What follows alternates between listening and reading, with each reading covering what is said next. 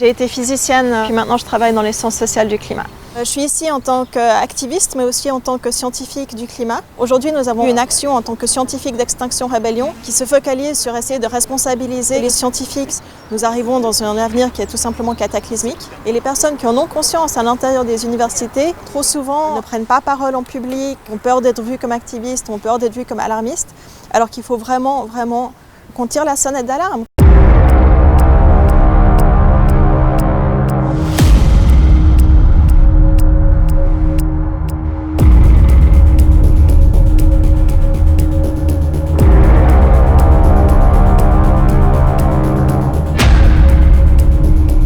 Nous sommes en train de pousser la Terre dans des zones climatiques que l'espèce humaine et que le genre humain n'ont jamais connues. Nous sommes déjà dans cet avenir dans lequel nous ont poussé les industries fossiles, en toute connaissance de cause.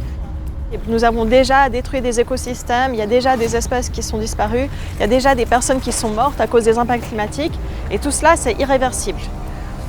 À l'horizon de ce siècle, nous allons tout simplement rendre impossible, ou très difficile, la possibilité d'une civilisation humaine sur Terre. Il faut changer de cap.